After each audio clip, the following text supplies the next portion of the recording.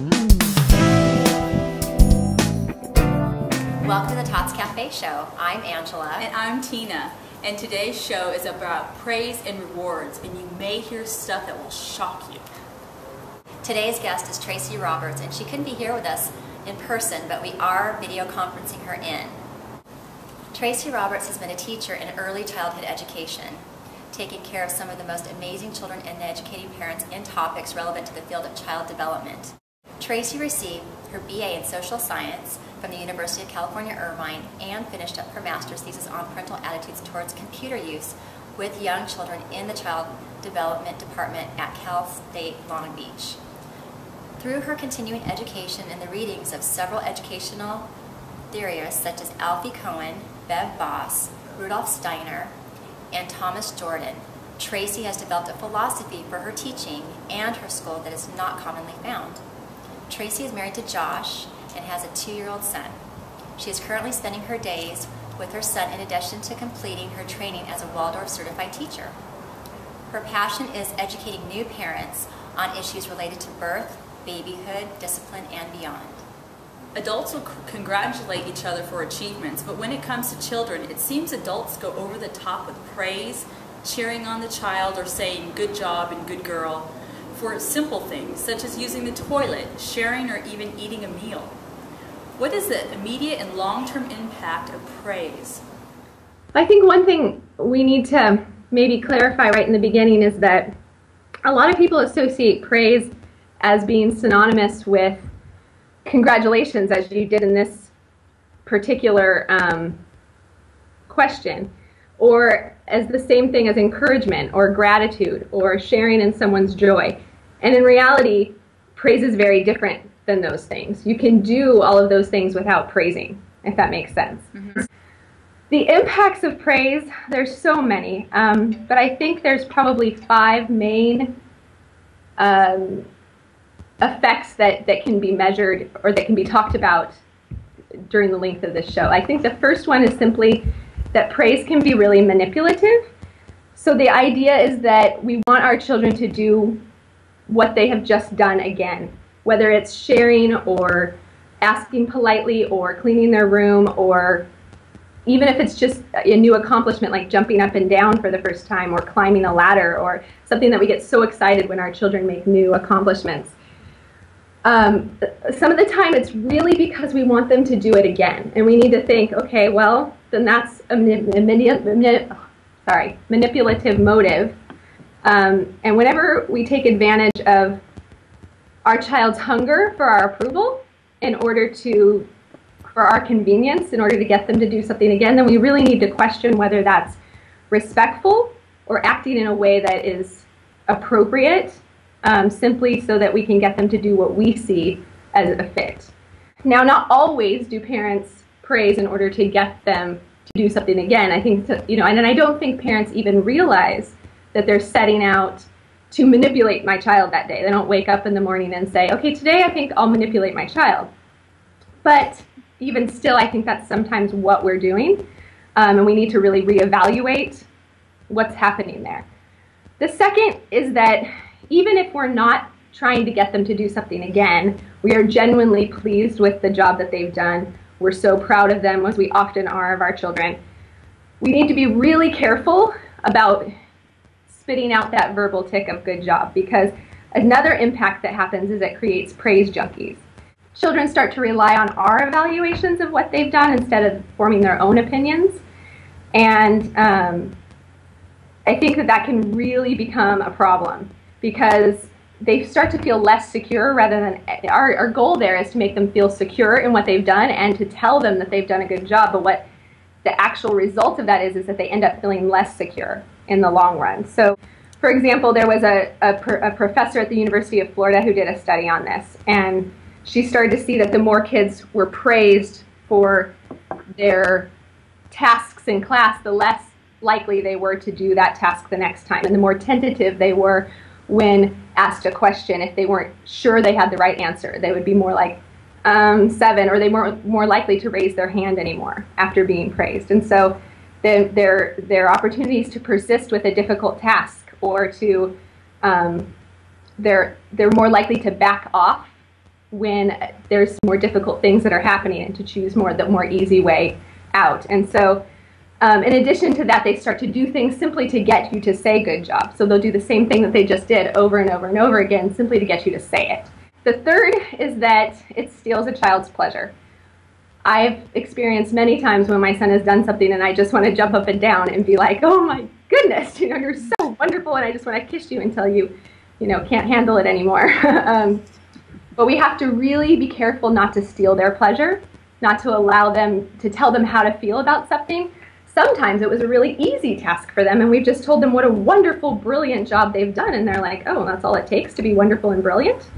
So sometimes they don't feel great about the job that they've done. And so we're telling them then that that's how they should feel. But then in addition to that, we're taking away their opportunity to be, I did it, instead of, was that good? Does that make sense? Where they're more going to tend towards the not sure of how they're doing and not be able to evaluate within themselves whether it was a good job or not. So really it's a judgment. Good job is just as much as walking over to your child and saying that was a bad job. It's really the same exact thing. And people, even small people, as Alfie Kohn likes to say, don't like to be judged.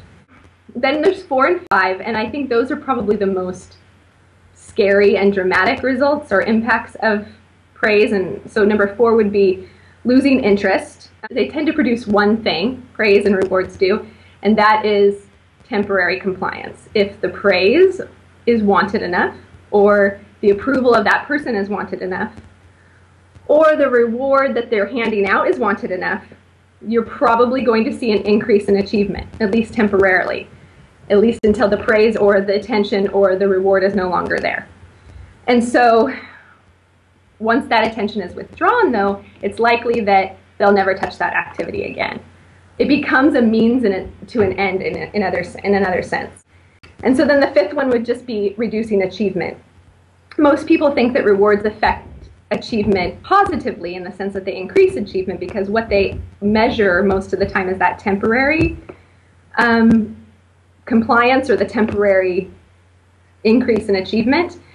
And the problem is that they stop measuring what happens after those rewards and praises. Simply, what they find, though, is that kids who are praised after completing a task or rewarded do not do as well on the next task.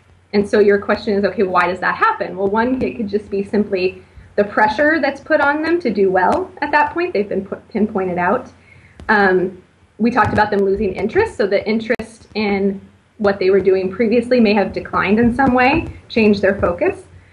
They're less likely to take risks, which we all know that risks are a prerequisite for creative thinking. Their focus on getting the praise as well, as opposed to their focus on what they're actually doing.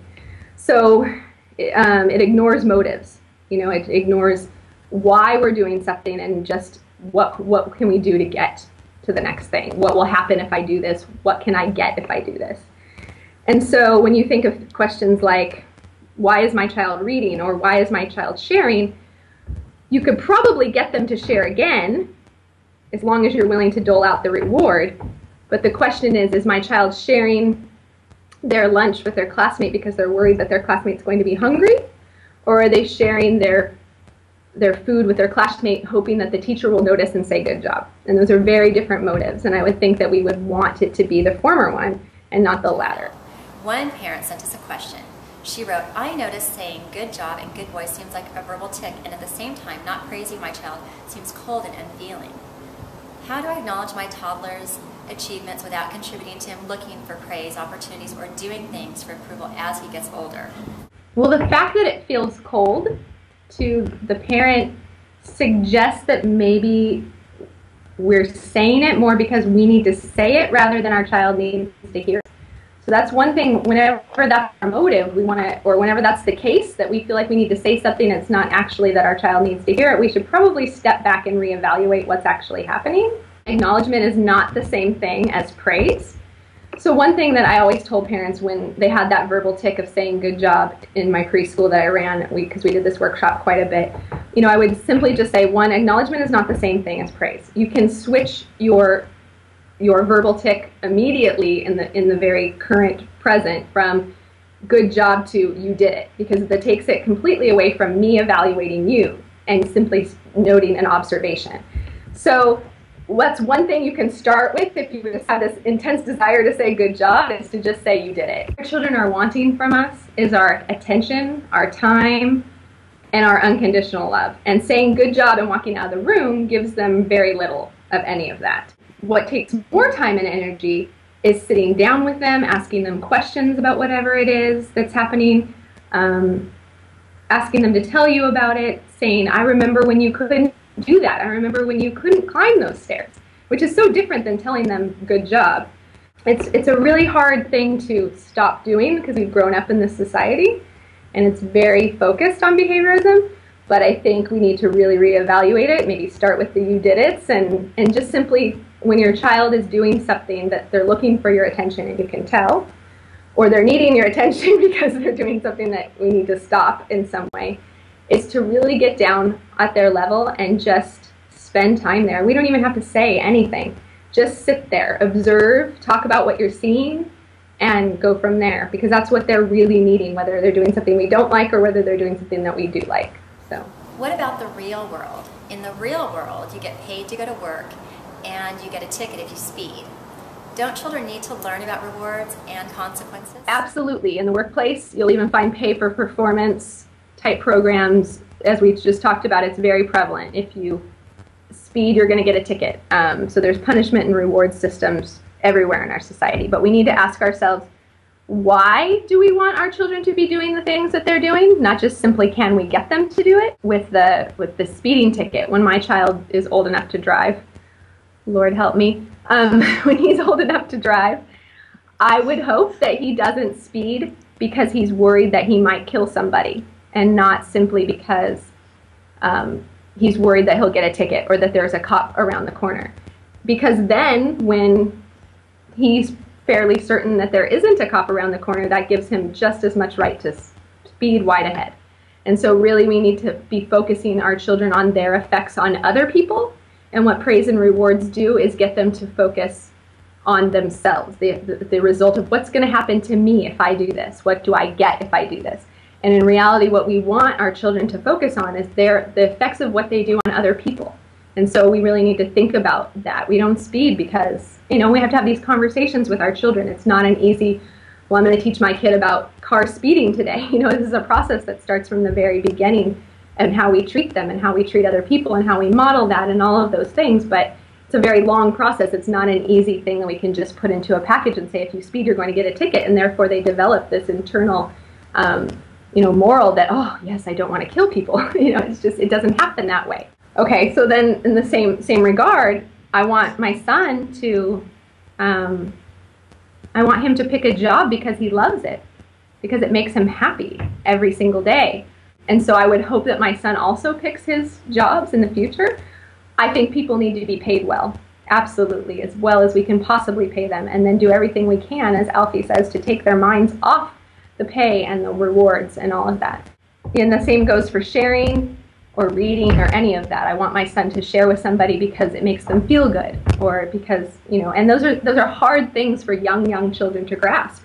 But they're conversations that we have to have, and they have to be ready for those things developmentally too, which is a whole nother topic. But it's not something that you can, when they're that young, you can use these verbal rewards and praise, and then when they reach a certain age, change the entire focus. You can't do that. You have to start when they're really young. We simply have to be the people we want them to be in this world, and have conversations with them about why our values are so important to us, and then let them be who they are, whether that means they're a reader or they love horses or whatever it is, without them being us, but simply just passing on why we've made the decisions we've made in this world, and giving them the respect to explain that to them on a regular basis is how we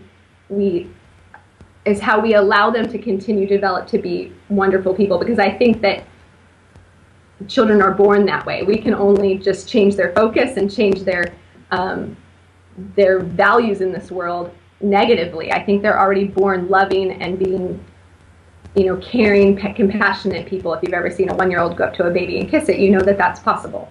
So we just have to not get in the way of that and not interfere with that, which I think praise and rewards can do.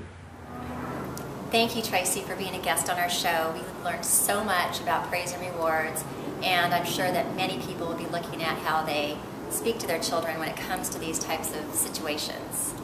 Yes. To learn more about praise and rewards, visit www.elfiecohen.org.